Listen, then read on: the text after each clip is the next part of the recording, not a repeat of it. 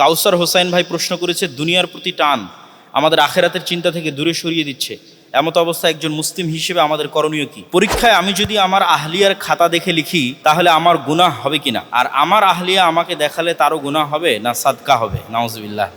হাজব্যান্ডকে মা বাবার থেকে বেশি প্রায়োরিটি দেওয়া কি উচিত হবে? জ্ঞান বিজ্ঞানে আমরা অনেক পিছিয়ে আছি। একজন মুসলিম হিসেবে নিজেদের অগ্রগতির জন্য বহির্বিশ্বে এমনকি বিধর্মীদের দেশে পড়তে যাওয়ার গুরুত্ব কতটুকু? তবে আমাদের কলিজার টুকরা বোনেরা ক্লাসে প্রেজেন্টেশনের সময় সুন্দর করে শাড়ি এবং হিজাব পরে আসে। এগুলো ছাড়াও বোরখার সাথে এত সুন্দর করে হিজাব পরে যেন আরও বেশি সুন্দর লাগে। এটা যুক্তিসঙ্গত পর্দা কিনা বিস্তারিত বলবেন। আমি নজরের হেফাজত করার চেষ্টা করি।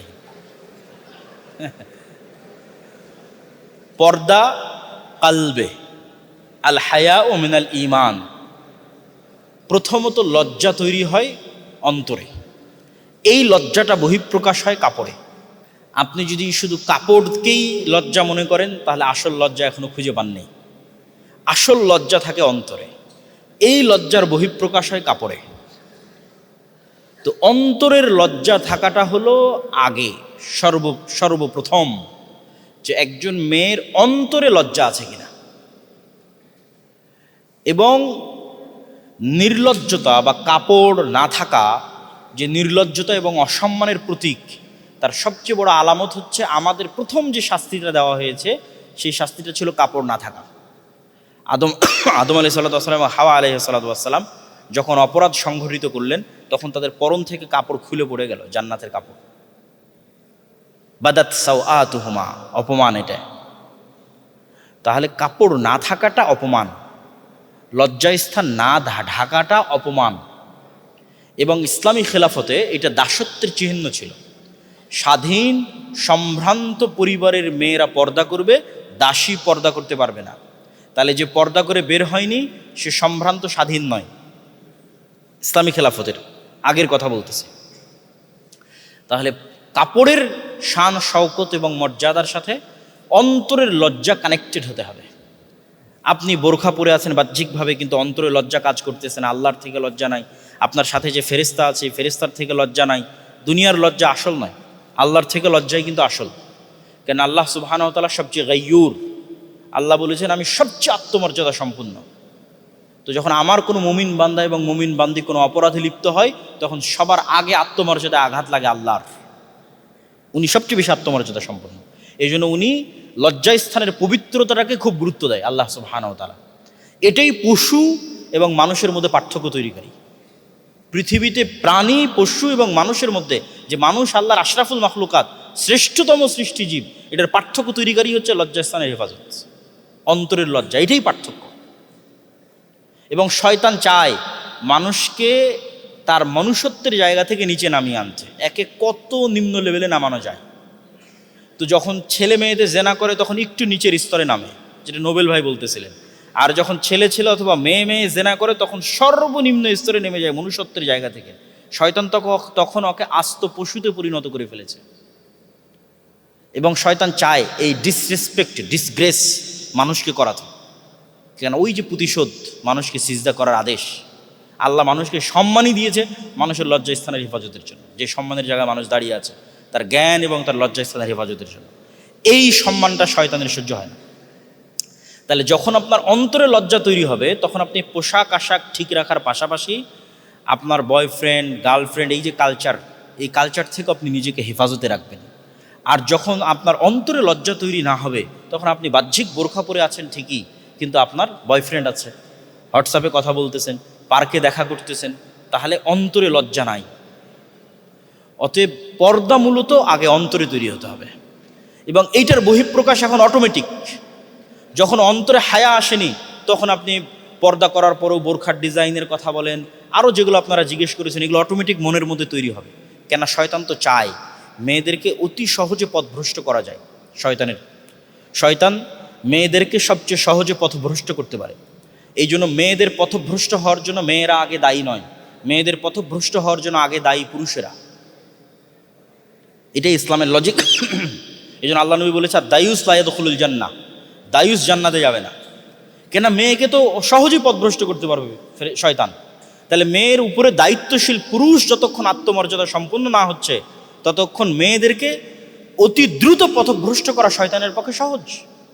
এই জন্য তার উপর দায়িত্বশীল পিতাকে হতে হবে আত্মমর্যাদা সম্পন্ন, তার দায়িত্বশীল ভাইকে হতে হবে আত্মমর্যাদা সম্পন্ন, তার দায়িত্বশীল সন্তানকে হতে হবে আত্মমর্যাদা সম্পন্ন, তার দায়িত্বশীল স্বামীকে হতে হবে আত্মমর্যাদা সম্পন্ন। পুরুষ যখন তার গায়রাত বিক্রি করে দেয়, আত্মমর্যাদা বিক্রি করে দেয়, এবং ফেমিনিস্ট বা ফেমিনিজম তথা মেয়েদের পাওয়ার প্র্যাকটিস যখন শুরু হয়, যে সে স্বামীর চেয়ে পাওয়ারফুল এবং সে পাওয়ার প্র্যাকটিস করতেছে, তখন সবচেয়ে বড় যে সমস্যাটা তৈরি হয় সেটা হচ্ছে মানুষের বংশে বিকৃতি চলে আসে, পরবর্তী সন্তানেরগুলোর মধ্যে বিকৃতি চলে আসে। সেটা কি? মানুষের পৌরুষত্বের সাথে মানুষের আত্মমর্যাদার কানেক্টিভিটি আছে। আপনি যখন ডমিনেন্ট হন নারী দ্বারা, তখন আপনার পৌরুষত্বে বিকৃতি আসে এবং এই বিকৃতির প্রভাব পড়বে আপনার সন্তানের উপর। তখন আপনার সন্তানকে আর জোর করে হোমোসেক্সুয়ালিটি বা লেসবিয়ান এগুলো করা লাগবে না, জন্মগত এই রোগ নিয়ে সে পৃথিবীতে আসবে। কেন? তার বাবা গায়রাতওয়ালা নয়, তার বাবা আত্মমর্যাদা সম্পূর্ণ পুরুষ নয়, তার বাবার ওপর নারী ডমিনেন্ট অবস্থায় আছে। তখন সন্তানের মধ্যে আর গায়রাত তৈরি হবে না, এরা নেতা মুজাহিদ যোদ্ধা কিচ্ছু হবে না, শেষ, ধ্বংস, এবং শয়তান সাকসেসফুল। তাহলে কোন মায়ের সন্তান সবচেয়ে পাওয়ারফুল হবে? সালাহুদ্দিন আইয়ুবীর মতো ভয়ঙ্কর হবে, পৃথিবী কাঁপবে। যে মা যত নরম, যত পর্দাশীলা, যত ভদ্র, যত লজ্জাশীলা, ওর সন্তান তত পৃথিবী কাঁপাবে। এইভাবেই এই বৈপরীত্যের উপরেই পৃথিবী আল্লাহ সুবহানাহু ওয়া তাআলা দাঁড় করিয়ে রেখেছে। এটা জন্মগত, এটা ফিতরাত। এটাকে আমরা জোর করে শয়তান বিকৃতি করাতে চাই, জোরপূর্বক। এটা ফিতরাত, এটার উপর আল্লাহ সুবহানাহু ওয়া তাআলা দাঁড় করিয়ে রেখেছে পৃথিবী। তাহলে আপনার জন্য প্রশ্ন উত্তরের সামারি কি? প্রশ্ন উত্তরের সামারি হচ্ছে, যখনই অন্তরে লজ্জা ঢুকে যাবে তখন বাকি সবগুলো অটোমেটিক আসবে। তখন সে নিজে নিজেই চেষ্টা করবে যেন আমাকে পরপুরুষ যেন না দেখে, আমার প্রতি যেন আকৃষ্ট না হয়, তার জন্য কি করতে পারি সেটা সে নিজেই চেষ্টা করে। এইটা এইভাবে ডিফাইন করা যায় না যে এটাই পর্দা আর এটাই পর্দার লঙ্ঘন। যেভাবে প্রশ্ন করেছেন ওইভাবে ডিফাইন করা যায় না। হাজব্যান্ডকে মা বাবার থেকে বেশি প্রায়োরিটি দেওয়া কি উচিত হবে? আসলে প্রায়োরিটিটা কোন লেভেলের, আপনার অবস্থা, আপনার পরিস্থিতি তো আমি জানি না। মূলত সামঞ্জস্য রক্ষা করতে পারলে, ভারসাম্য রক্ষা করতে পারলে এটাই বুদ্ধিমত্তার পরিচয়। কোন লেভেলে গিয়ে আসলে সমস্যাটা হচ্ছে সেটা ক্লিয়ার না হলে এই প্রশ্নের উত্তর দেওয়া কঠিন। এখন আপনি যেহেতু আপনার স্বামীর অধীনস্থ আছেন, আপনি বাবার বাড়িতে যেতে চান, সেক্ষেত্রে অবশ্যই আপনার স্বামীর সাথে সামঞ্জস্য রেখেই পিতার বাড়িতে যেতে হবে। সেক্ষেত্রে আপনার পিতা ডেকেছে বা ডাকছে বা মা ডাকছে, এই জন্য স্বামীর আদেশকে লঙ্ঘন করে চলে যাবেন, এটা হতে পারে না। আবার দেখা যাচ্ছে আপনার পিতামাতা মুমূর্ষ অবস্থায় মৃত্যুশয্যায় শায়ী, এমন সময় আপনার স্বামী বলতেছে না যেতে দেবো না বাপের বাড়ি, তাহলে ওই তার আদেশটা অযৌক্তিক, ইললজিক্যাল। তো এটা আপনার পরিবেশের উপর নির্ভর করবে। পরীক্ষায় আমি যদি আমার আহলিয়ার খাতা দেখে লিখি তাহলে আমার গুনাহ হবে কিনা, আর আমার আহলিয়া আমাকে দেখালে তারও গুনাহ হবে না সাদকা হবে? নাউজুবিল্লাহ। কি প্রশ্ন!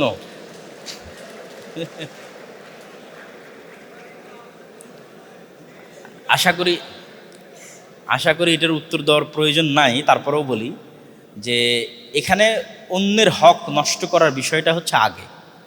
আপনারা দুইজন স্বামী স্ত্রী হতে পারেন, কিন্তু দুইজন মিলে যখন আরেকজনের হক নষ্ট করবেন তখন পাপের ভাগিদার দুইজনই। ফলত এখানে অন্যের হক নষ্ট হচ্ছে কিনা এটা দেখতে হবে। পরীক্ষাটা নেওয়াই হচ্ছে কে যোগ্য সেটা যাচাই বাছাই করার জন্য। তা আপনাদের দুইজন পরস্পরকে পরীক্ষার হলে সহযোগিতা করে যদি আরেকজনের হক নষ্ট করেন, তাহলে আপনারা এটা সহযোগিতা করলেন গুনাহের কাজে। তাআওয়ানু আলাল বিররি ওয়াত তাকওয়া ওয়ালা তাআওয়ানু আলাল ইসমি ওয়াল উদওয়ান। দুনিয়ার কাজে সহযোগিতা, এই গুনাহের কাজে সহযোগিতা করিও না, নেকির কাজে সহযোগিতা করো। ইসলামের অর্থনৈতিক মূল তত্ত্ব হচ্ছে অল্পে তুষ্ট থাকা। ইসলামের যে অর্থনীতি, অর্থনীতির ভিত্তি হচ্ছে অল্পে তুষ্ট থাকা, রিজিকের বিষয়ে অল্পে তুষ্ট, যেটা দিয়ে বক্তব্য শুরু হয় গরিবি মে আপনার নাম পায়দা কর। যতক্ষণ হৃদয়ে অল্পে তুষ্ট প্রবেশ না করতেছে ততক্ষণ আপনি আর দুই একটু বেশি ভালো করার জন্য, দুই একটা ভালো রেজাল্টের জন্য, দুই একটা টাকা বেশি উপার্জনের জন্য আপনি আপনার আদর্শ এবং চরিত্রে কম্প্রোমাইজ করবেন। এই জন্য আপনাকে নিজের আত্মমর্যাদাটা আগে নিয়ে আসতে হবে, অল্পে তুষ্টির বিশ্বাসটাকে মজবুত এবং শক্তিশালী করতে হবে, আর ইন্সপাইরেশন নিতে হবে নবীদের জীবনী থেকে। তাদের চেয়ে কষ্ট আমরা করিনি, সম্ভব নয়। ইউসুফ আলাইহিসসালাতু ওয়াসসালাম যখন 25-30 বছর হারিয়ে থাকলেন বাপ থেকে, তখন বাপও জানে না ইউসুফ কোথায়, মোবাইলও নাই, যোগাযোগও নাই, মেসেজও নাই। তারপরে মানুষের বাড়িতে কাজের লোক, তারপরে জেলে 7 বছর, নবীর সন্তান হয়ে পিতা এবং পুত্র একসাথে এরকম কষ্ট করতেছে, আমরাই জীবনে এরকম কষ্ট করি যে 7 বছর জেলে থাকবো, মানুষের বাড়িতে 12 বছর কাজ করব, ভাইয়েরা আমাকে মেরে ফেলার জন্য কুয়াতে ফেলে দিবে। মিলে না, কারো লাইফের সাথে মিলবে না। আপনিও মিলাবেন, মিলবে না আপনার লাইফের সাথে। তো নবীদের লাইফ হিস্ট্রি থেকে আপনাকে ইন্সপিরেশন নিতে হবে, উৎসাহ নিতে হবে যে তারা যদি এতটা কষ্ট করতে পারে নিজের আদর্শ অটুট থাকার জন্য, নিজের ইমানে অটুট থাকার জন্য, তাহলে আমি কতটুকু স্যাক্রিফাইস করতেছি। ইউসুফ আলাইহিস সালাতু ওয়াস সালামকে যখন জুলাইখা দাওয়াত দিচ্ছে অন্যায়ের জন্য, তখন জুলাইখার অধীনস্থ কর্মচারী হচ্ছে ইউসুফ আলাইহিস সালাতু ওয়াস সালাম, এবং তখন ইউসুফ আলাইহিস সালাতু ওয়াস সালাম যুবক, এবং তখন ইউসুফ আলাইহিস সালাতু ওয়াস সালাম বিয়ে করেননি, এবং তখন বাড়ির মালিকের উনি সবচেয়ে আস্থাভাজন। মানে একটা অপরাধ সংঘটিত করার জন্য যতগুলো জিনিস মানুষ নিশ্চিত হতে চায় এবং থাকলে মনে করতে পারে যে না অপরাধটা লেজিটিমেট হতে পারে, তার সবগুলো ইউসুফ আলাইহিস সালামের মধ্যে ছিল। যে না এই অপরাধ করলেও ছাড় দেওয়া যেতে পারে, কেননা তার মালিক তাকে আদেশ দিচ্ছে, সে অধীনস্থ কর্মচারী, আর তার পুরুষ মালিক তাকে অন্ধের মতো বিশ্বাস করে, আর সে নিজে বিবাহিত নয়, সে যুবক। তারপরও কিভাবে সে নিজের ইমান বাঁচানোর জন্য ফাইট করতেছে এরকম করুণ কষ্টের অবস্থার মধ্যে, বাপ নাই, বাপ থেকে হারিয়ে আছে, মানুষের বাড়িতে কাজ করতেছে, কিন্তু ইমান রক্ষার জন্য ফাইট করতেছে। এটাকে বলা হয় আজকা, মানে সকল দিক থেকে পবিত্র থাকা, নাফসের দিক থেকে পবিত্র থাকা, খাবারের দিক থেকে পবিত্র থাকা, সব দিক থেকে পবিত্র থাকার নাম হচ্ছে তাজকিয়া। শুধু আমি খাবার পবিত্র নিলাম, হালাল নিলাম, নাফস আমার দূষিত, এটা পবিত্র নয়। তাজকিয়াতুন নাফস মানে খাবারও হালাল, অন্তর পরিশুদ্ধ। তাহলে অন্তর যতক্ষণ আপনার পরিশুদ্ধ না হচ্ছে ততক্ষণ এই ধরনের অপরাধগুলো আপনার কমবে না। এই জন্য আগে অন্তরকে কন্ট্রোল করতে হবে, অন্তরকে ফেরেশতাদের সহচর্যে বেশি রাখতে হবে, শয়তানের সহচর্য থেকে দূরে রাখতে হবে। ফেরেশতাই আপনাকে পরীক্ষার হলে ইলহাম করে সহযোগিতা করে দেবে। হাস্যকর কিছু নয়, হইতেই পারে, অস্বাভাবিক কিছু না। কেন রাসূল সাল্লাল্লাহু আলাইহি ওয়াসাল্লাম বলছে যে তোমাদের ব্রেনে প্রত্যেক যে পজিটিভ বার্তা আসে এটা ফেরেশতার পক্ষ থেকে ইলহাম, আর প্রত্যেক যে খারাপ বার্তা আসে এটা শয়তানের পক্ষ থেকে ওয়াসওয়াসা। এটা ডাইরেক্ট মেসেজ হয় কালবে, আলাদা করে পড়া লাগে না, মেসেজটা আলাদা করে কান দিয়ে শোনা লাগে না, সরাসরি কালবে মেসেজ হয়ে যায়। এই টেকনোলজি চলে। এই জন্য কাল্ব সবচেয়ে আপার লেভেলের মেশিন, যা ভিন্ন জগতের প্রাণীর সাথে যোগাযোগ করে। মানুষের কাল্ব পৃথিবীর সর্বোচ্চ প্রযুক্তির মেশিন, যা মানুষের পক্ষে কোনোদিন বানানো সম্ভব নয়। এটা ভিন্ন জগতের প্রাণীর সাথে কানেকশন তৈরি করতে পারে, ফেরেশতার সাথে এবং শয়তানের সাথে। আপনি যত বেশি পবিত্র থাকবেন, যত ছবি মূর্তি থেকে দূরে থাকবেন, কোরআন তেলাওয়াত করবেন, সালাম দিয়ে রুমে প্রবেশ করবেন, তাহলে এখন যেমন এই রুমটা আলোকিত হয়ে আছে, গায়েবে নূর দিয়ে আপনার রুম আলোকিত থাকবে, ফেরেশতা আপনার সাথে থাকবে। রাসূল সাল্লাল্লাহু আলাইহি ওয়াসাল্লাম বলছে কেউ যদি ঘুমাতে যায় আয়াতুল কুরসি পড়ে পবিত্র অবস্থায়, আল্লাহর পক্ষ থেকে একজন ফেরেশতা গার্ড দেওয়া থাকে ফজর পর্যন্ত। বলেন আল্লাহু আকবার। তাহলে আর কি চান? ওই জিনিসগুলো ভিতরে নিয়ে আসে। কাউসার হোসাইন ভাই প্রশ্ন করেছে, দুনিয়ার প্রতি টান আমাদের আখেরাতের চিন্তা থেকে দূরে সরিয়ে দিচ্ছে, এমত অবস্থায় একজন মুসলিম হিসেবে আমাদের করণীয় কি? ইমান বিল গায়েবের মধ্যেই সবচেয়ে বেশি যেটাকে গুরুত্ব দেওয়া আছে সেটা আখেরাত, পরকাল, যদিও 6 নম্বরে, কিন্তু যখনই সামারি করা হয়, কোরআনে সামারি, হাদিসে সামারি, তখন দুইটা, মাইয়ুমিন বিল্লাহ ওয়াল ইয়াউমিল আখির, মাইয়ুমিন বিল্লাহ ওয়াল ইয়াউমিল আখির, শুধু দুইটা।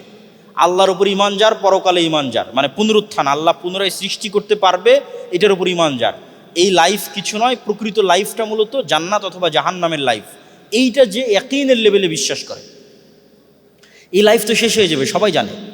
প্রকৃত জীবন তো ওইটা, আপনি যদি আপনার শৈশবে ফিরে যেতে পারতেন স্থায়ীভাবে, যশোরের সেই মাটিতে, ঝিনাইদহ খুলনার সেই মাটিতে, আত্মীয় স্বজন পাড়া প্রতিবেশী একসাথে নদীতে কপোতাক্ষ নদে ঘুরছেন ফিরছেন খেলছেন, ওই লাইফে যদি স্থায়ীভাবে পার্মানেন্টলি ফিরে যাওয়া যায়, ওইটা আসল লাইফ, ওইটা জান্নাতে সম্ভব।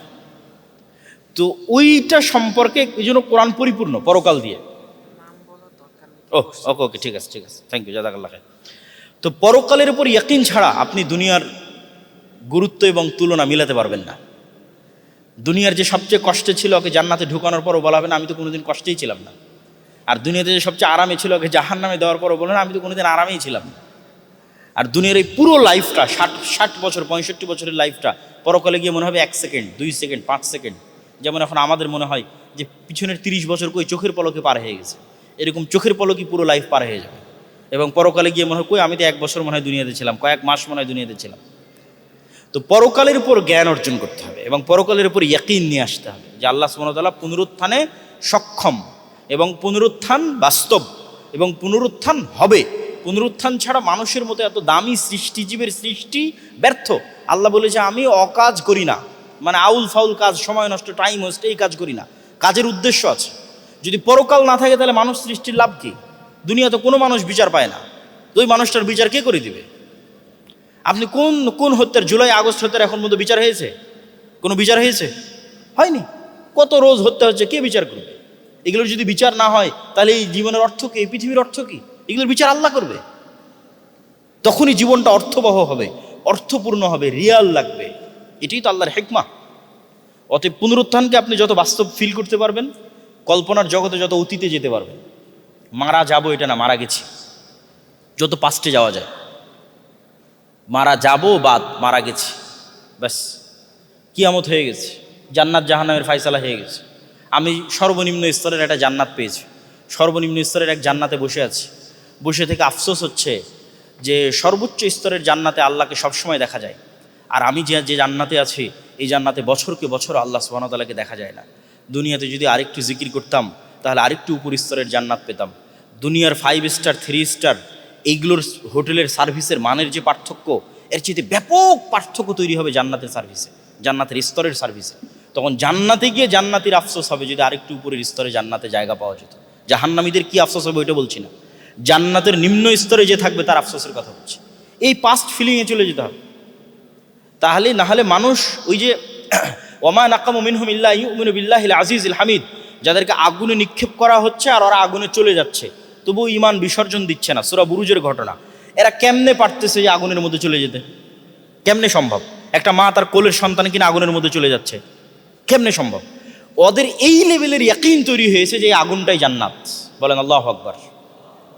ওর যদি ন্যূনতম সন্দেহ থাকতো যে না এই আগুন জ্বালিয়ে দিবে, পুড়িয়ে দিবে, আমার এসি রুমই ভালো, তাহলে ঈমান ত্যাগ করে দিয়ে ওই আগুনে ঝাঁপ না দিয়ে ফিরে আসতো। কিন্তু ওর এই লেভেলের ইয়াকিন তৈরি হয়েছে যে না, যে আগুন দেখতে পাচ্ছে এটাই জান্নাত। দাজ্জালের সময় ওরাই পাশ করবে যাদের এই লেভেলের ইয়াকিন থাকবে যে জান্নাতের এই দাজ্জালের এই জাহান্নামই জান্নাত। বর্তমান ভার্সিটি পড়ুয়া স্টুডেন্টরা ট্রেন্ডের নামে বিভিন্ন ধরনের গালিগালাজ এবং বাজে শব্দ দিয়ে বিভিন্ন প্রতিবাদ এবং দাবি আদায়ের আন্দোলন করে, যা অপমানজনক এবং অন্যকে হেয় করা। মুহাম্মদ সাল্লাল্লাহু আলাইহি ওয়াসাল্লাম একটি দিক ছিল তার নম্রতা, শিষ্টাচার এবং অন্যের জন্য সম্মান। এই বিষয়ে কিছু বলার অনুরোধ রইল। আমাদের ইসলামের আদর্শ এবং ইসলামের স্বভাব এবং চরিত্র স্পষ্ট। আল্লাহ সুবহানাহু ওয়া তাআলা নিজেও কাফেরদের কখনো তুচ্ছ তাচ্ছিল্য করে কোরআনে আহ্বান করেনি। নিজেও যখনই তিনি কোনো কাফরকে সম্বোধন করেছে খুব রেসপেক্টের সাথে সম্বোধন করেছে। যেমন বানু ইসরায়েলদেরকে আল্লাহ নিজেই কোরআনে বলেছে আর অভিশপ্ত, কিন্তু যখন ওদেরকে সম্বোধন করেছেন কত সুন্দর, ইয়া বানি ইসরাঈল আযকুরু নি'মাতি আল্লাতী আন'আমতু আলাইকুম ওয়া ফাজ্জালতুকুম আলাল আলামিন।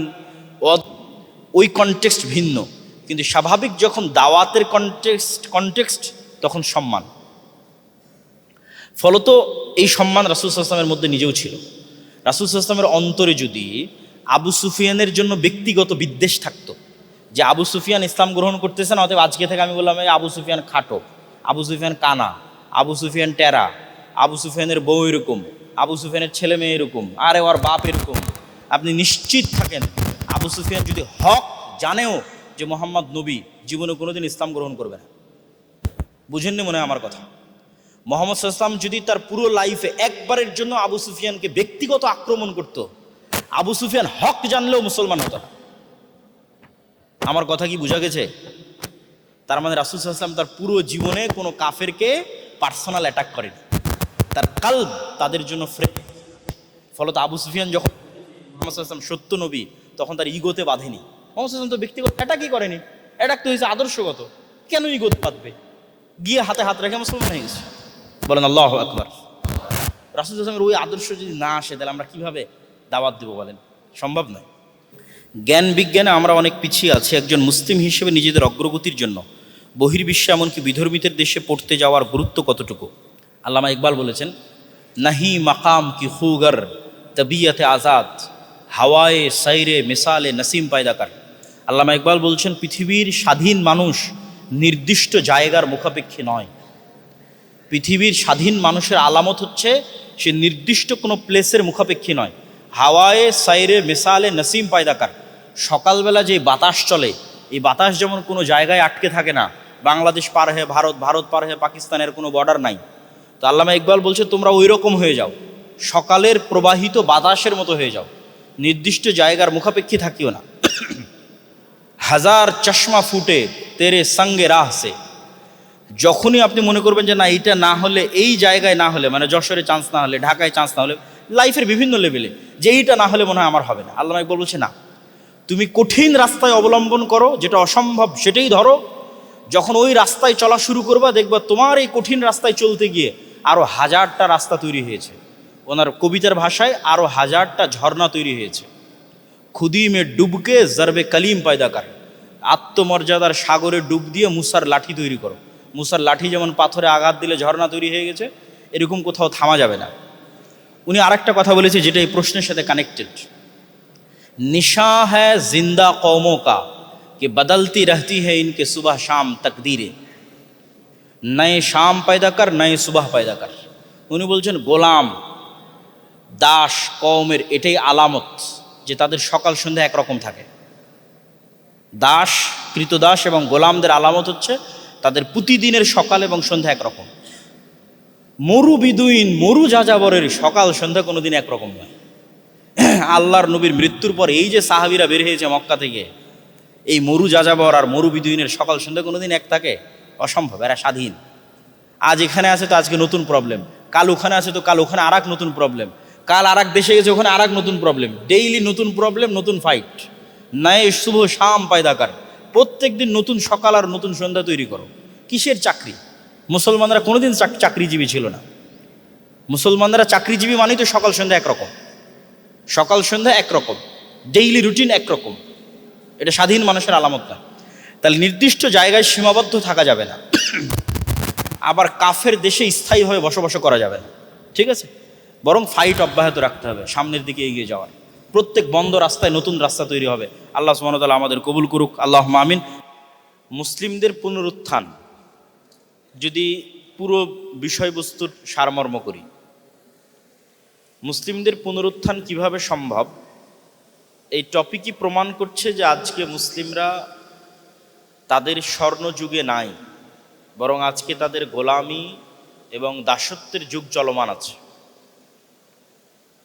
যেমন কিছুদিন আগেই নিউজ দেখলাম, সংবাদ দেখলাম যে আমেরিকা থেকে অবৈধ বাংলাদেশি প্রবাসীদের হাতে হাতকড়া এবং পুরো শরীরে শিকল বেঁধে বিমানে করে লম্বা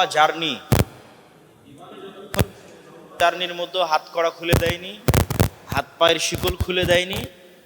20-30 ঘন্টার জার্নি শেষ করে বাংলাদেশে ঢাকায় অবতরণ করিয়েছে। রাস্তার মধ্যে যখন পেশাবের দরকার হয়েছে, সে পেশাব করার সুযোগটুকুও পর্যন্ত দেওয়া হয়নি। তো এই যে অবৈধ প্রবাসীরা যারা আমেরিকা এবং ইউরোপ যাওয়ার জন্য আপ্রাণ চেষ্টা করছে, আমাদের সকলের এই আপ্রাণ যাওয়ার চেষ্টাটাই প্রমাণ করে। আবার এই সমস্ত অবৈধ প্রবাসীদের তারা যখন এভাবে ধরে ফেরত পাঠায়, তখন এটা প্রমাণ করে যে আমরা কোন লেভেলের গোলামি এবং দাসত্বের জীবন যাপন করছি। ঠিক তেমনি ইউরোপের উদ্দেশ্যে যখন লিবিয়া থেকে ওই বাতাস দিয়ে ফুলানো যে নৌকাগুলো আছে, ওই নৌকাগুলোতে যখন গাদাগাদি ঠাসাঠাসি করে রওনা দেয়, এর সবাই বেশিরভাগই মুসলমান, আফ্রিকা, আফগানিস্তান, পাকিস্তান, বাংলাদেশ থেকে যাওয়া মুসলমান। তারপরে নৌকাগুলো যখন ভূমধ্য সাগরে ডুবে যায় অথবা ইউরোপের তীরে গিয়ে উঠে, তারপরে তারা আশ্রয় দেয়। এই যে ভূমধ্য সাগরের মধ্যে ভাসমান নৌকা আজকেও আছে, আজকে রাতেও আছে। এটা হচ্ছে মুসলমানদের সমগ্র পৃথিবীর গোলামির একটা ছোট্ট চিত্র। ঠিক গাজার দৃশ্য, যেখানে যা প্রমাণ করে যে মুসলমানদের জীবনের মূল্য কত কম। আজকে টানেলের মধ্যে হামাসের যোদ্ধারা আটকা পড়ে আছে, তাদের জীবনের কোনো মূল্য নাই। তাদের উদ্ধার করলেও তাদেরকে হত্যা করা হবে, আর যদি তারা সেখানে না খেয়ে মারা যায় তবুও মারা যাবে। এই যে দৃশ্যগুলো, এই দৃশ্যগুলো প্রমাণ করে যে হ্যাঁ, মুসলমানেরা গোলাম। আরও আপনি ইন প্র্যাকটিক্যাল লাইফে যখন আপনি নিজেই আপনার পাসপোর্ট নিয়ে দেশের বাইরে যাবেন, তখন আরও ফিল করবেন। আপনি যখন দেশের বাইরে সফর করবেন আপনার পাসপোর্ট নিয়ে, যেমন ইউকেতে বাংলাদেশি স্টুডেন্টদের নেওয়া প্রায় বন্ধই করে দিয়েছে। আমেরিকা যতগুলো দেশে রেড অ্যালার্ট দিয়েছে তাদের নাগরিকদের নিবেই না, তার মধ্যে সবই মুসলিম দেশ। যদিও বাংলাদেশের লিস্টে নাই এবারের মতো, সামনেও চলে আসতে পারে, কিন্তু সবই মুসলিম দেশ। তাহলে এই যে আমেরিকায় যেতে চাওয়ার আগ্রহ এবং তাদের এই যে ভিসা রেস্ট্রিকশন, এটা প্রমাণ করে, আমাদের গোলামির চিত্রটা প্রমাণ করে। যে আমরা কোন লেভেলের গোলামির জীবন যাপন করতেছি। তো যেহেতু প্রমাণিত যে আমরা আসলে গোলাম এবং দাস অবস্থায় পৃথিবীতে বসবাস করছি, সেহেতু আমাদের স্বাধীনতা, আমাদের মুক্তি, আমাদের নেতৃত্ব, আমাদের সেই স্বর্ণযুগ, যে স্বর্ণযুগে সাহাবীরা ছিলেন, যখন উমাইয়া শাসন আমলে বিশ্বের 3 দিকে মুসলমানদের বিজয় অভিযান পরিচালিত হচ্ছিল। ভারতে বিজয় অভিযান পরিচালনা করছিলেন মোহাম্মদ বিন কাসেম, এবং স্পেনে, আফ্রিকা পেরিয়ে গিয়ে স্পেনে বিজয় অভিযান পরিচালনা করতেছিলেন তারেক বিন জিয়াদ। তারপরে আপনার মধ্য এশিয়ায় সামারকান্দ, বুখারায় বিজয় অভিযান পরিচালনা করছিলেন কোতাইবা বিন মুসলিম। এগুলো সেম টাইম, সমকালীন সময়। অর্ধ পৃথিবী বিজয় হয়ে গেছে 30 থেকে 40-50 বছরের মধ্যে। তো এই যে মুসলমানদের অতীত ইতিহাস এবং ঐতিহ্য, পাশাপাশি জ্ঞান বিজ্ঞানও, সেখান থেকে আজকে যে আমাদের অধপতন, এই অধপতন থেকে আবার উত্তরণের রাস্তাটা কিভাবে সম্ভব, এটি মূলত আমাকে বক্তব্যের আলোচনার বিষয় দেওয়া আছে। আমি কয়েকটি সংক্ষিপ্ত পয়েন্টে আলোচনা করব। প্রথমত, আল ইমান বিল গায়েব। প্রথমত আমাকে এবং আপনাকে বুঝতে হবে যে এই দিন আল্লাহর পক্ষ থেকে, আসমান থেকে এসেছে, এবং এই দিন আল্লাহ সুবহানাহু তাআলার নূর, নূরুম মিনাল্লাহ, আল্লাহর পক্ষ থেকে পাঠানো নূর। এবং এই দিন বিজয়ী করার ঘোষণা স্বয়ং আল্লাহ দিয়েছে।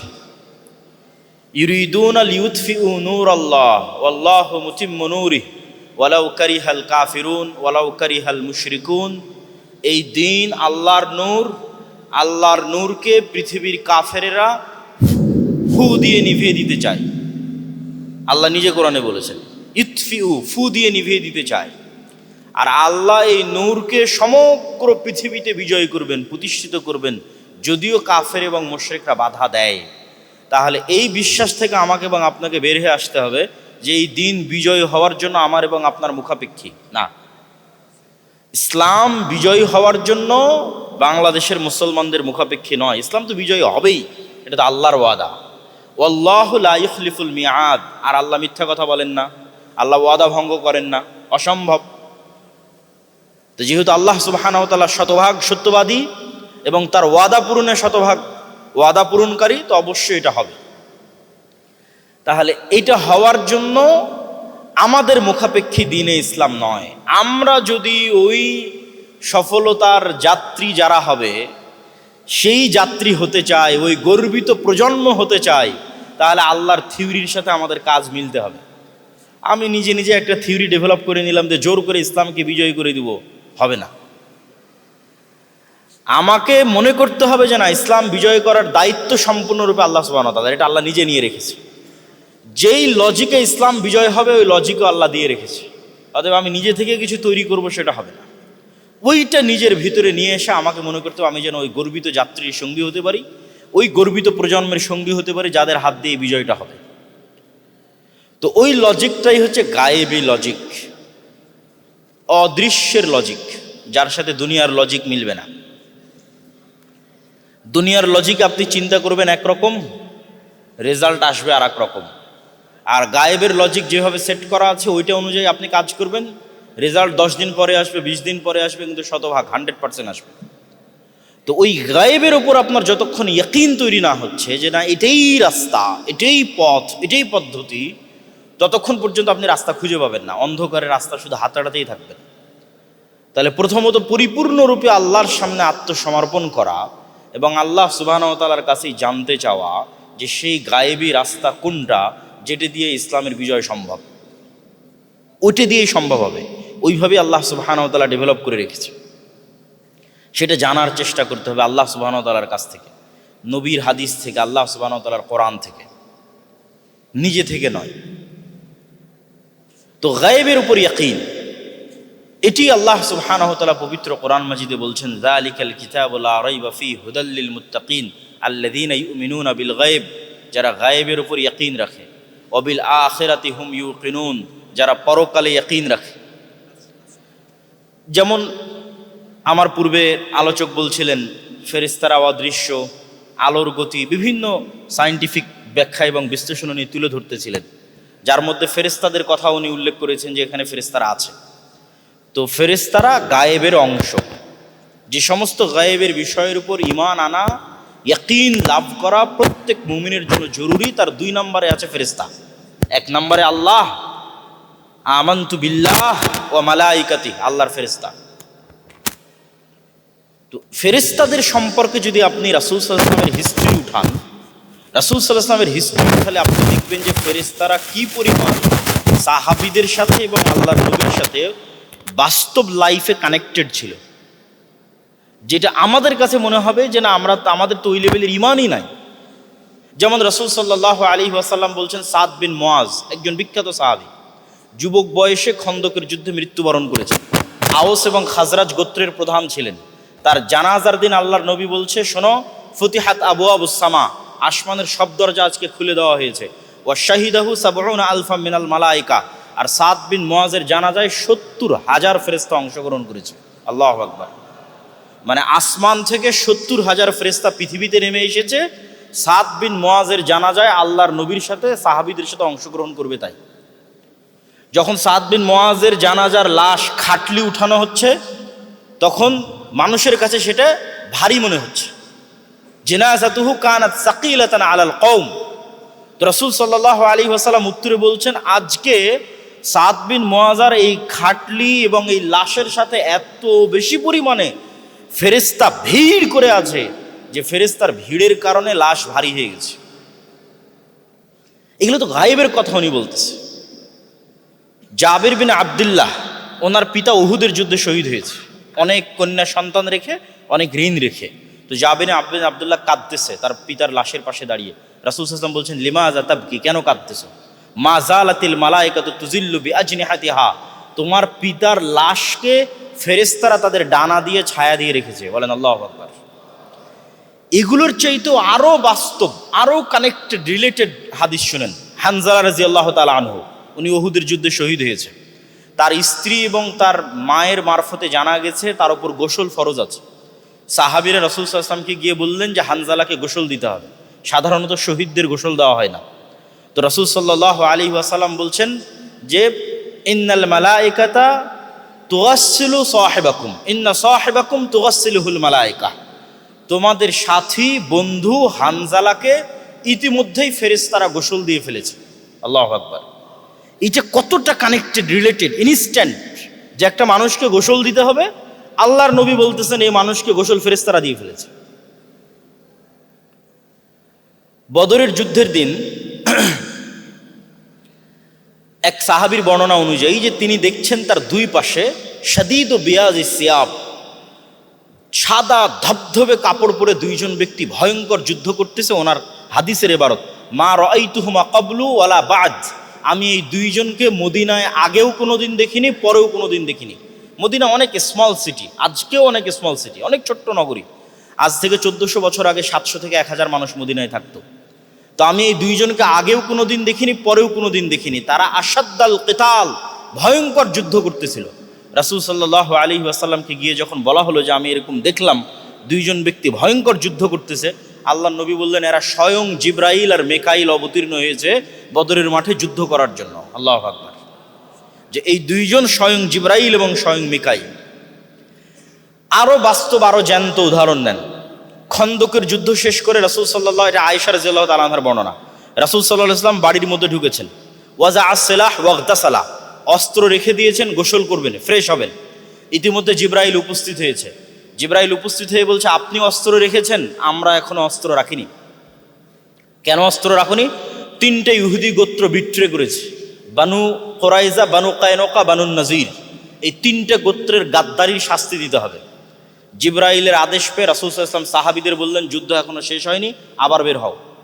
এবার আনাস রাদিয়াল্লাহু তাআলা আনহু বলছেন যে আমাদের নিয়ে যখন আল্লাহর নবী পুনরায় রওনা দিলেন ইহুদি গোত্রের উদ্দেশ্যে, কাআন্নি আনজুরু ইলাল গুবারি সাতিআন ফি যুকাকি বানি গানাম, ইহুদি গোত্রের অলি গলিতে আমাদের পূর্বে জিব্রাইলের ঘোড়সওয়ার বাহিনী পৌঁছে যাওয়ার কারণে জিব্রাইলের ঘোড়সওয়ার বাহিনীর ঘোড়ার পায়ের আঘাতে যে ধুলা তৈরি হয়েছে, যেমন আজকের যুগে ভোটের নির্বাচনী প্রচারে মোটর সাইকেলের শোডাউনে ধুলায় রাস্তা অন্ধকার হয়ে যায়, তো আমরা সাহাবীরা যে একসাথে যাচ্ছি আমাদের সামনে ধুলায় অন্ধকার, এটা কিসের ধুলা? জিব্রাইলের ফেরেশতাদের যে ঘোড়সওয়ার বাহিনী আছে, ওই ঘোড়সওয়ার বাহিনীর পায়ের আঘাতে যে ধুলা তৈরি হয়েছে, সেই ধুলাই সামনে অন্ধকার হয়ে আছে। আল্লাহু আকবার!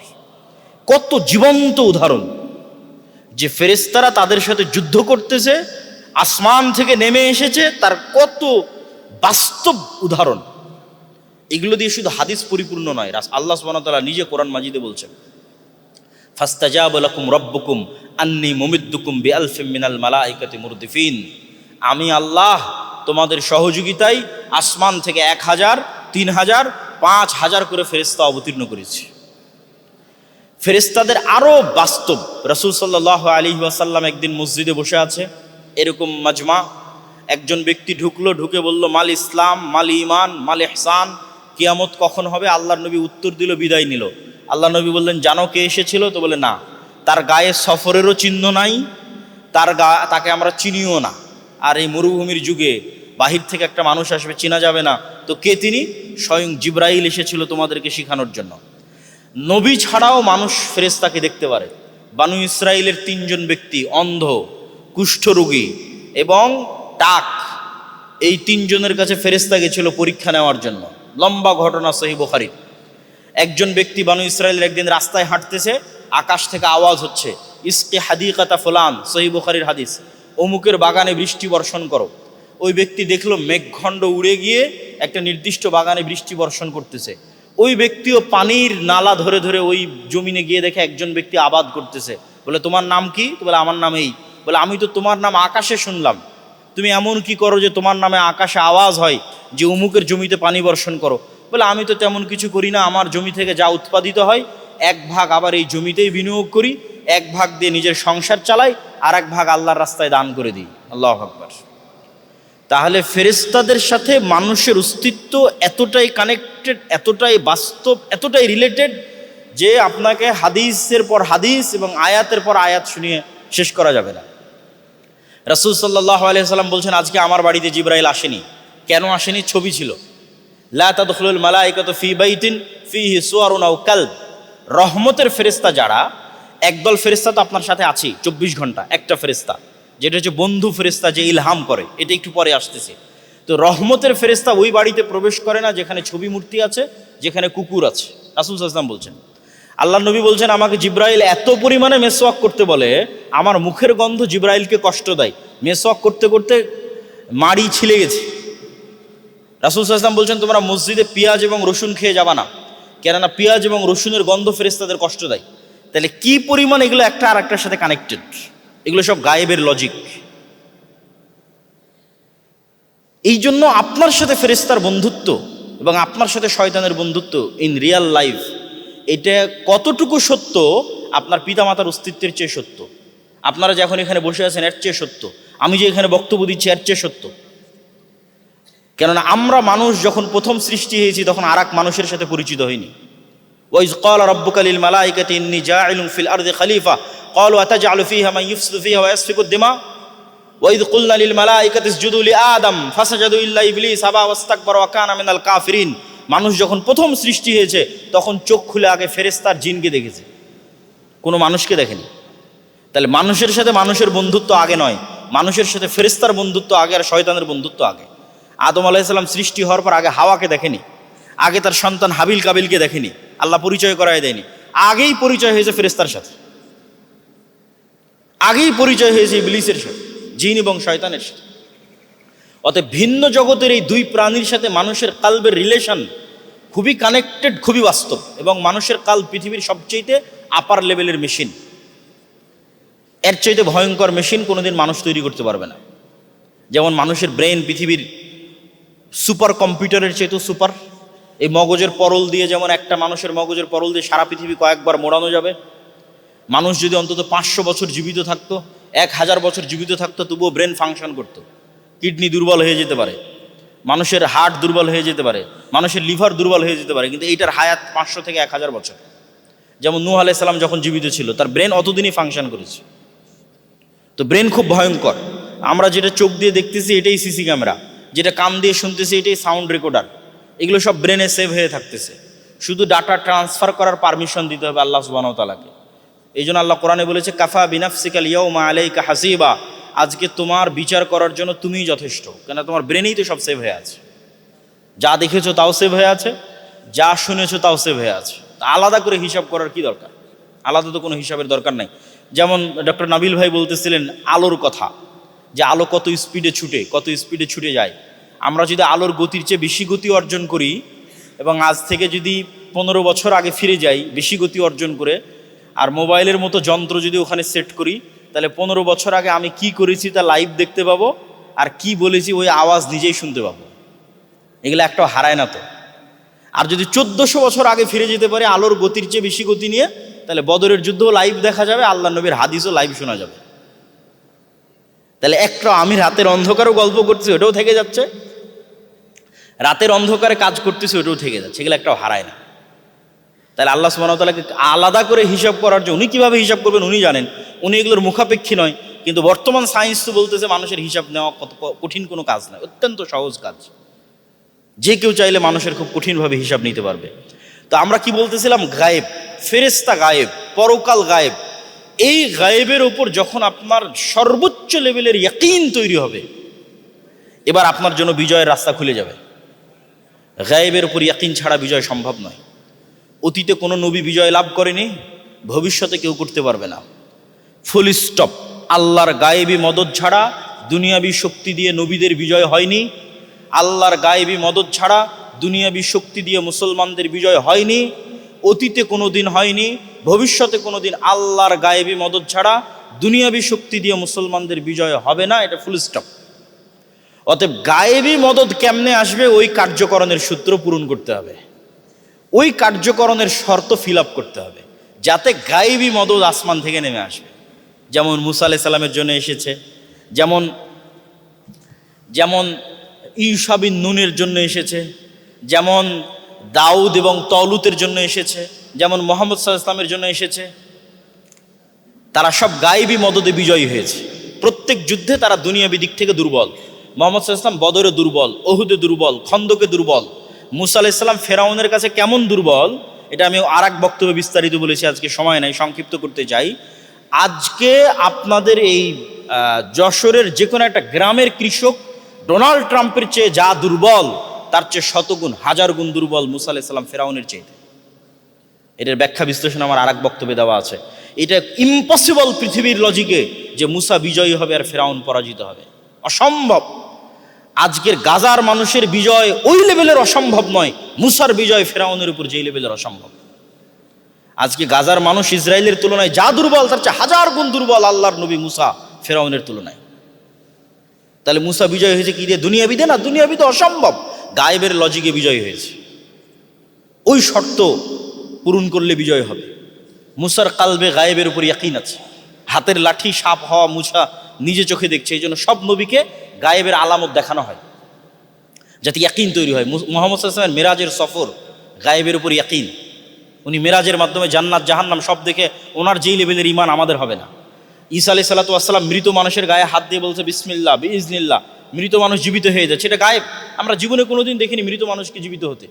আর ওই গায়েব ঈসা আলাইহিস সালাম প্র্যাকটিস করতেছে, ফলত ওনার যেই লেভেলের ইয়াকিন আল্লাহর শক্তি ক্ষমতার উপর আমার হবে না।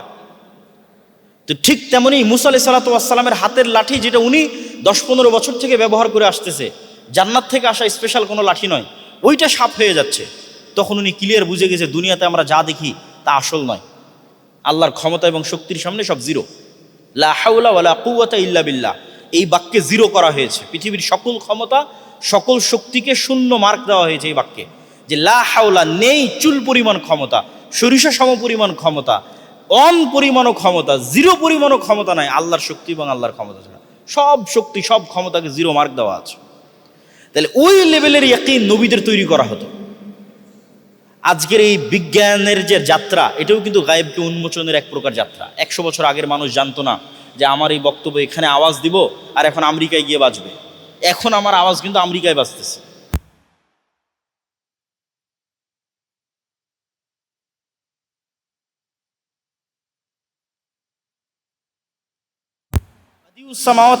মানুষের পক্ষে অসম্ভব নয়। মানে মানুষ শূন্য থেকে কিছু সৃষ্টি করবে, শূন্য থেকে কিছু বানাবে, এটা মানুষের জন্য অসম্ভব। আগে থেকেই ছিল, মানুষ জানতো না। আমরা আগেও কথা বলতাম, আমাদের কথা আলোর গতিতে এই স্পিডেই ছুটে যেত, আমরা জানতাম না, গায়েব ছিল আমাদের জন্য। এরকম আরও কত গায়েব আছে, যেমন ফেরেশতারা যে আছে দেখতে পাচ্ছি না, মৃতকে যে জীবিত করা হবে দেখতে পাচ্ছি না, এটা 100 বছর আগে যেমন অসম্ভব এরকমই, অথচ আমরা ঠিকই নিজেরা সেই সকল কাজগুলো এখন করতেছি। ইনফ্রারেড রে বের হয়ে গিয়ে, রিমোট কন্ট্রোল থেকে বের হয়ে গিয়ে এসিকে অন অফ করে দিচ্ছে আলোর মাধ্যমে। কোথায় সেই আলো? যখন বিজ্ঞান টেস্ট করে তখন ধরা পড়ে, আমাদের চোখে তো ধরা পড়ে না। তো এরকম গায়েবের উপর ইয়াকিন, এই যে বিজ্ঞানের যে যাত্রা, এটাও আপনার ইয়াকিনকে বাড়াতে পারে। যে গায়েবের উপর ইয়াকিনকে বৃদ্ধি করার জন্য নবীদের মতো, যে নবীরা গায়েবের উপর ইয়াকিন রাখতেন, আপনি পৃথিবীর যে কোনো কিছু নিয়ে গবেষণা করে, চিন্তা চেতনা করে নিজের গায়েবের উপর ইমানকে ইয়াকিনের লেভেলে নিয়ে যেতে পারেন, আল্লাহর শক্তি এবং আল্লাহর ক্ষমতা সম্পর্কে ধারণা পেতে পারেন। সম্মানিত বুঝছে, পয়েন্ট নাম্বার 2, তাহলে গায়েবের কার্যকরণের সূত্রের লজিকে বিজয় পাওয়ার যে সিস্টেম, ওটা যদি আমি পূরণ না করি, অন্তত ইসলামের বিজয়, মুসলমানদের বিজয় হবে না, এইটা ফুল স্টপ। কেন? ওইটা বিজয়ের দায়িত্ব আল্লাহ নিয়েছে, আল্লাহর ওইটাই হবে, তাহলে আমাকে এটা জানতে হবে। পয়েন্ট নাম্বার 2, আমরা আসলে কোন পদ্ধতিতে আগাবো? আপনি নবী রাসূলের জীবনী পড়ে দেখেন, তাদের যে সত্যবাদিতা, আমানতদারিতা, ন্যায়পরায়ণতা এবং ধৈর্যশীলতার লেভেল, এইটা থেকে নেতা তৈরি হয়। যেমন নোবেল ভাই তার বক্তব্যে বলতেছিলেন যে স্ট্রেস ম্যানেজমেন্ট, নবীদের চাইতে ধৈর্যশীল পৃথিবীতে কেউ আসেনি, ওখান থেকে নেতা তৈরি হয়। ফাসবির কামা সাবারা উলুল আজমি মিনার রসুল, ধৈর্য ধারণ করো পৃথিবীর সর্বশ্রেষ্ঠ 5 জন উলুল আজম, উঁচু হিম্মতওয়ালা নবীদের মতো। এদের চেয়ে ধৈর্য ধারণে কেউ নাম্বার বেশি পাবে না। নূহ, ইব্রাহিম, মুসা, ঈসা, মুহাম্মদ। আর আগের 4 জনকে ধৈর্য ধারণে বিট করেছে, পরাজিত করেছে মুহাম্মদ সাল্লাল্লাহু আলাইহি ওয়াসাল্লাম। মানে আগের 4 জনের চাইতেও বেশি ধৈর্য ধারণ করেছে মুহাম্মদ সাল্লাল্লাহু আলাইহি ওয়াসাল্লাম। কোথায় নূহ আলাইহিস সালামের 950 বছরের ধৈর্য ধারণ, সেইটাকে পার করে গেছে মুহাম্মদ সাল্লাল্লাহু আলাইহি ওয়াসাল্লামের 63 বছরের জীবনের ধৈর্য ধারণ। কেননা উনি একই সাথে varieties type of problem face করেছে। নিজের মা নাই, বাবা নাই, দাদা নাই, ঠিক আছে, তারপরে নিজের যতগুলো সন্তান আল্লাহ দিয়েছে একটা বাদে সবগুলো সন্তানের উনি নিজেই কবরে ঢুকিয়েছে। এখন একটা মানুষ অ্যাট এ টাইম, নিজের স্ত্রীও মারা গেছে। কোনো একটা মানুষ আপনি খুঁজে বের করতে পারবেন না যার সাথে এতগুলো একসাথে একত্রিত হবে, যে ওর বাপ মাও আগে মারা গেছে, ওর দাদাও আগে মারা গেছে, ওর স্ত্রীও মারা গেছে, ওর ছেলে মেয়ে যেগুলো ছিল সেগুলো মারা গেছে। তাহলে এটা তো ফ্যামিলি। 2 নম্বর, দাওয়াতের ময়দানে কি পরিমাণ উনি প্রবলেম ফেস করতেছে, মানুষের বাধার মুখোমুখি হচ্ছে। তো ওনার ধৈর্য ধারণের হিস্ট্রি আমরা আজকে না যাই, কিন্তু এই ধৈর্য, এই সত্যবাদিতা, এই ন্যায়পরায়ণতা থেকে নেতা বের হয়। নবীরা এভাবে নেতা হয়েছে। মুসলমানেরা নেতৃত্বের ওই মূল গুণ হারিয়ে ফেলেছে, যেটার উপর কোরাইশরা ছিল। মুসলমানেরা বানু ইসমাইল থেকে বানু ইসরাইল হয়ে গেছে। ইব্রাহিম আলাইহিস সালামের 2টা সন্তান, এই 2টা সন্তান 2টা বড় জাতি হবে। এই 2 সন্তানের মধ্যেই নবী আসবে, এর বাইরে আর নবী আসবে না। এভাবে আল্লাহ সুবহানাহু ওয়া তাআলা এভাবেই তিনি ফিক্সড করে দিয়েছেন। তো ইসহাকের সন্তান বানু ইসরাইল আর ইসমাইলের সন্তান বানু ইসমাইল। তো মুসলমানেরা মূলত বানু ইসমাইল, যারা মক্কায় থাকত, আর ইহুদিরা মূলত, খ্রিস্টানরা মূলত বানু ইসরাইল, যারা জেরুজালেমে থাকতো, মিশরে থাকতো। তো এই বানু ইসরাইলেরা ফেরাউনের 300 বছরের গোলামিতে মিথ্যা বলা শিখেছে, দুর্নীতি শিখেছে, 2 নম্বরই শিখেছে, ধোঁকাবাজি শিখেছে। আল্লাহ বলতেছে, দাউদ যখন তেলাওয়াত করে তখন সব মাছ দাউদের তেলাওয়াত শোনার জন্য চলে আসে। বলে শনিবারের দিন তোমরা এই মাছগুলোকে ধরবে না। এরা কি পরিমাণ 2 নম্বরই বুদ্ধি জানে, এরা শনিবারের দিন মাছগুলোকে আটকে রাখে, ধরে না, রবিবারের দিন মাছগুলোকে ধরে। এরা সব নবীর সন্তান। তা নবীর সন্তানেরা এরকম 2 নম্বরই, জুয়াচুরি, বাটপারি, এগুলো বুদ্ধি কই শিখলো? 300 বছর ফেরাউনের গোলামি করতে গিয়ে শিখেছে। কেন? গোলাম মানে 10 জন মানুষ না খেয়ে আছে, ওকে 1 টুকরা রুটি দিলেন, ওই রুটির জন্য কাড়াকাড়ি লেগে যাবে। যেমন আপনি আমেরিকায় যাওয়ার জন্য কত মিথ্যা ডকুমেন্টস, কত মিথ্যা তথ্য, কেন না গোলাম আছি যে। এখন মিথ্যা না বললে, মিথ্যা ডকুমেন্টস না দিলে, একটা টাকার জন্য মিথ্যা না বললে, একটা রুটির জন্য খাবো কই থেকে, পাবো কই থেকে? এটা গোলামের নেচার। তো 300 বছর গোলামিতে নবীর সন্তানদের চরিত্র পরিবর্তন হয়ে গেছে। গোলামি মে বদল যাতে হ্যাঁ কওমো কা জমির, আল্লামা ইকবাল বলেছে যে গোলামিতে জাতির স্বভাব পরিবর্তন হয়ে যায়। তাহলে নেতা যেখান থেকে তৈরি হবে, ওই অঙ্কুর নষ্ট হয়ে গেছে মুসলমানদের। ফলত মক্কার কাফের মুশরিকদের চাইতে আমরা খারাপ হয়ে গেছি। মক্কার কাফের মুশরিক, যেমন আবু তালেব আল্লাহ নবীর চাচা, যেমন আবু সুফিয়ান, সব যুদ্ধে আল্লাহ নবীর বিরোধিতা করতো, এরা কিন্তু দুর্নীতিবাজ, মিথ্যুক নয়, মুশরিক, মূর্তির পূজা করে, কিন্তু আবু তলেবের নামে কেউ একটা বের করে দিবে অর্থের কেলেঙ্কারি, ইম্পসিবল, এটা অসম্ভব। কেন আবু তলেব আব্দুল মুত্তালেবের সন্তান, এরা ইসমাইলের সন্তান। এরা যেহেতু কোনো জাতির গোলামি করেনি, এদের স্বভাব চরিত্র আসলের ওপর বাকি ছিল। ইব্রাহিম আলাইহিস সালাতু ওয়াস সালাম এবং ইসমাইলের আসল জন্মগত স্বভাব চরিত্রের উপর বাকি ছিল। আবু সুফিয়ান জেরুজালেমে গিয়েও কোনো লাইভ নাই, রেকর্ডিং নাই, কিচ্ছু নাই, বুখারীর হাদিস, কাফেরদের সর্দার, তখনও মিথ্যা বলেনি মুহাম্মদ সাল্লাল্লাহু আলাইহি ওয়াসাল্লামের নামে। কেন নেতৃত্বের বললে নেতৃত্বের ক্রাইটেরিয়া থেকে বাতিল হয়ে যায়। তাহলে আজকে আমরা মুসলমানরা গোলামির জিঞ্জির ভাঙতে পারতেছি না কেন? আমরা খুব কম মুসলমান সত্যবাদিতা, আমানতদারিতে, ন্যায়পরায়ণতা, ধৈর্যশীলতার উপর আছে, খুব কম, খুবই কম। আমরা সব ওই বাহ্যিক সত্যবাদী, আমানতদার, ন্যায়পরায়ণ, ধৈর্যশীল ছাড়া কোনো নবী আসেইনি। তাহলে এখন নবীদের ধাপে চলতে গিয়ে এটাই গায়েব। নবীদের ধাপে চলতে গিয়ে কেউ যদি বলে আমি ইসলামকে বিজয়ী করতে চাই, ওর এক নাম্বার শর্ত, ওকে এই মুনাফিকি থেকে বেরিয়ে আসতে হবে। একটা প্রজন্ম লাগবে যেই প্রজন্ম ঈমান বিল গায়বে ইয়াকিন রাখে, একটা প্রজন্ম লাগবে যেই প্রজন্ম সত্যবাদিতা, আমানতদারিতা, ন্যায়পরায়ণতায় শতভাগ অটল থাকবে, টাকার কাছে বিক্রি হয়ে যাবে না।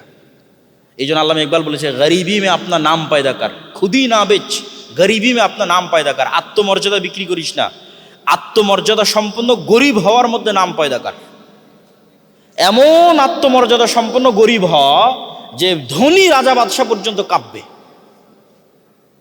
গাদাকে ডর সে কাঁপতে থে, যে একজন গরিব আত্মমর্যাদা সম্পন্ন মুমিনকে দেখে একজন ধনী বাদশাহ কাঁপবে ভয়। সে আত্মমর্যাদা নাই মুসলমানদের, হারিয়ে গেছে। তাহলে পয়েন্ট নাম্বার 2, নেতৃত্ব তৈরি করার জন্য সত্যবাদিতা, আমানতদারিতা, ন্যায়পরায়ণতা লাগবে। পয়েন্ট নাম্বার 3, সৎ আমল, যা দিয়ে আসমানি মদত দুনিয়াতে টেনে নিয়ে আসা যায়। সেটা হচ্ছে রাতের সালাত এবং সকাল সন্ধ্যার জিকির। অন্য ইবাদত তো আছেই, এই দুইটা সবচেয়ে বেশি। রাসূল সাল্লাল্লাহু আলাইহি ওয়াসাল্লাম বদরের যুদ্ধের আগের দিন এবং আগের রাতে এমন লম্বা সালাত, কেন মুহাম্মদ সাল্লাল্লাহু আলাইহি ওয়াসাল্লাম জানে দুনিয়ার লজিকে ইসলামের বিজয় সম্ভব নয়। গায়েবের সহযোগিতা আসমান থেকে নেমে আসতে হবে মুহাম্মদের পক্ষে, তবেই মুহাম্মদের বিজয় সম্ভব। আর গায়েবের সহযোগিতা আসমান থেকে টেনে আনতে মুহাম্মদকে রাতে দাঁড়াতে হবে। ফাতাহাজ্জাত বিহি নাফিলাতাল লাক আসা ইয়াবআসাকা রাব্বুকা মাকামান মাহমুদা। মুহাম্মদ সাল্লাল্লাহু আলাইহি ওয়াসাল্লাম রাতে উঠেন, দাঁড়ান, এটা না হলে আল্লাহর গায়েবী মদদ আসবে না। এটা একটা টেকনোলজি। যেমন আপনারা আজকে টেকনোলজি ইউজ করেছেন, ফেস একটা আর একটার সাথে মিলে যাচ্ছে, ফিঙ্গারপ্রিন্ট দিয়ে ওপেন হয়ে যাচ্ছে, এইটা গায়েবের সাথে মিলে যাবে। প্রত্যেকটা আমলের গায়েবে লাউহে মাহফুজে একটা চিত্র আছে, লাউহে মাহফুজে প্রত্যেকটা আমলের একটা ভার্সন আছে। আপনি যখন সালাতে দাঁড়ান এটা ওইটার সাথে মিলে যায়, এবং গায়েব থেকে অটোমেটিক মদদ আসা শুরু হয় বাই ডিফল্ট। এগুলো সব প্রত্যেকটা এক একটা টেকনোলজির মতো কাজ করে। ওগুলো যতক্ষণ আপনি ব্যবহার না করবেন গায়েবের মদদ আসবে না। সকাল সন্ধ্যার জিকির ব্যবহার করবেন না, রাতের সালাত ব্যবহার করবেন না, দুনিয়াবী শক্তিতে ইসলামের বিজয় হবে না। আপনার মুখাপেক্ষে আল্লাহ নয়। আমেরিকার মানুষরা মুসলমান হয়ে যাবে, ইউরোপের মানুষরা মুসলমান হয়ে যাবে, তারা এই গায়েবী মদদের টেকনোলজিগুলো ব্যবহার করবে, তাদের দিয়ে ইসলাম বিজয় হয়ে যাবে সারা পৃথিবীতে। পয়েন্ট নাম্বার 4, শিক্ষা এবং জ্ঞান। আল্লাহর পৃথিবী পরিচালনার একটা সুন্নাত আছে, সুন্নাতুল্লাহ ফি তাদবিরিল আরজ, যেই সিস্টেমের উপর আল্লাহ পৃথিবীকে ডেভেলপ করেছে। সাধারণত আল্লাহ এই সিস্টেম ব্রেক করে না, খুব কম ব্রেক করে। আপনি একটা আল্লাহওয়ালা পরহেজগার মানুষকেও আগুনে নিক্ষেপ করে দিলে পুড়ে যাবে। সূরা বুরুজে আসহাবুল উখদুদে ওই পুরো জাতিকে আগুনে নিক্ষেপ করা হয়ে গেছে, পুড়ে গেছে। ইব্রাহিম আলাইহিস সালামের ক্ষেত্রে আল্লাহ ব্রেক করেছে, যে ঠিক আছে ইব্রাহিমকে আগুনে পোড়াবো না। কিন্তু যেই সিস্টেমে পৃথিবী ডেভেলপ করা আছে ওইটা যদি ইহুদিও ব্যবহার করে কাজ করবে, খ্রিস্টান ব্যবহার করে কাজ করবে, মুসলমান ব্যবহার করলেও কাজ করবে। এখন মোবাইলের বাটনের ফ্ল্যাশ লাইট আপনি চাপলেও জ্বলবে, ইহুদি চাপলেও জ্বলবে, খ্রিস্টান চাপলেও জ্বলবে। তো পৃথিবী আল্লাহ এভাবেই ডেভেলপ করেছে, জ্ঞান পাওয়ার, জ্ঞান শক্তি, জ্ঞান নেতা। আল্লাহ নিজে জ্ঞানী, আদম আলাইহিস সালাম সবার চেয়ে জ্ঞানী, তলুতকে নেতা বানানো হয়েছিল জ্ঞানের কারণে। সব নবীরা জ্ঞানী, কোরআন জ্ঞান দিয়ে পরিপূর্ণ, কোরআনের শুরু থেকে শেষ পর্যন্ত জ্ঞান দিয়ে পরিপূর্ণ। বারবার চিন্তা করতে বলা আছে, চিন্তা করো, গবেষণা করো, ভাবো, জানো, চেষ্টা করো। কোরআনের আয়াত শেষ হয় এগুলো দিয়ে, লাআল্লাকুম তাআলামুন, যদি তোমরা জানতে, লাআল্লাকুম তাতাফাক্কারুন, যদি তোমরা বুঝার চেষ্টা করতে, লাআল্লাকুম আফালা ইয়াতাদাব্বারুন, তোমরা কি চিন্তা করো না, বুঝো না, সব জ্ঞান। এই জ্ঞানের পাওয়ারে আমরা মুসলমানেরা পরাজিত হয়ে গেছি। নাই, আমাদের যুব সমাজ নেশা, জুয়া, মদ, ফেসবুক, টিকটক ধ্বংস। এটা নেশাগ্রস্ত, জুয়ায় আক্রান্ত একটা যুব সমাজ আমাদের সামনে দাঁড়িয়ে আছে, একটা প্রজন্ম দাঁড়িয়ে আছে। এরা কিভাবে নেতা হবে? এরা তো আল্লাহর যে পৃথিবী সিস্টেমে ডেভেলপের যে লজিক, ওইটার সাথে তারা মিলতে পারবে না। এখন ইহুদিরা যদি জ্ঞান গবেষণায় এগিয়ে যায়, ও তো নেতা হবে, ওইটা আল্লাহ সুবহানাহু ওয়া তাআলা আটকাবে না। তো আমাদের বুঝতে হবে যে গায়েবী মদদ কিভাবে আসবে এবং দুনিয়ার চেষ্টা, দুনিয়ার লজিক কিভাবে দাঁড়াবে। গায়েবের মদদ আনার জন্য ইমান বিল গায়েবে ইয়াকিন লাগবে, এবং গায়েবের মদদ আনার জন্য রাতের সালাত এবং সকাল সন্ধ্যার জিকির লাগবে। আর দুনিয়াতে কাজ করার জন্য কি লাগবে? সত্যবাদিতা, ন্যায়পরায়ণতা, আমানতদারিতা, ধৈর্যশীলতার মাধ্যমে যোগ্য নেতা হতে হবে, এবং জ্ঞান এবং বিজ্ঞানের যাত্রার মাধ্যমে দুনিয়ার পাওয়ার প্র্যাকটিসে যতদূর যাওয়া যায় সামনের দিকে এগিয়ে যেতে হবে। কোনো একটা প্রজন্ম যদি এই সবগুলো শর্ত পূরণ করে ফেলতে পারে, তাহলে পৃথিবীতে তাদেরকে ঠেকাবে এরকম কোনো শক্তির জন্ম হয়নি, এরকম কোনো শক্তির উত্থানই হয়নি। কেন? লা হাওলা ওয়ালা কুওয়াতা ইল্লা বিল্লাহ। মুসলমানদের তাকবীরের আওয়াজে শহর বিজয় হয়ে যাবে। কেননা জিকির খুব পাওয়ারফুল, দোয়ার চাইতেও পাওয়ারফুল জিকির। আল্লাহ সুবহানাহু ওয়া তাআলার জিকির সাউন্ড টেকনোলজি। আল্লাহ আওয়াজ দিয়ে পৃথিবী আসমান জমিন সৃষ্টি করেছে। ইসরাফিলের বাঁশির আওয়াজে পৃথিবী ধ্বংস হয়ে যাবে।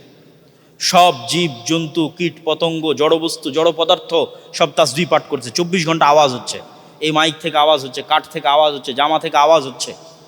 এরা সব আল্লাহর তাসবিহ বুঝে এবং নিজেরাও তাসবিহ পাঠ করতেছে। সুলাইমান আলাইহিস সালামকে এই জ্ঞান দেওয়া হয়েছিল, ওমা উতীতুম মিনাল ইলমি ইল্লা কালিলা, সাউন্ড টেকনোলজির জ্ঞান। সেটাই জিকির সবচেয়ে পাওয়ারফুল। এই জন্য কোরআন সবচেয়ে পাওয়ারফুল, কেন কোরআন আল্লাহর আওয়াজ। এর চাইতে বড় মোজেজা অতীতের কোনো নবীকে দেওয়া হয়নি। মুসা আলাইহিস সালামের লাঠির চাইতে এবং ঈসা আলাইহিস সালামের জীবিতকে মৃত করার চাইতে পাওয়ারফুল হচ্ছে কোরআন। কেন? এটা সরাসরি আল্লাহর আওয়াজ। ওটা পড়ে কে, জানে কে, বুঝে কে, কাজে লাগায় কে, ওইটার মধ্যেই মুসলমানদের সকল সফলতা আছে। সম্মানিত উপস্থিতি, আমার বক্তব্যের শেষে আমি চলে এসেছি। যেহেতু আপনারা দীর্ঘ সময় থেকে আলোচনা শুনছেন,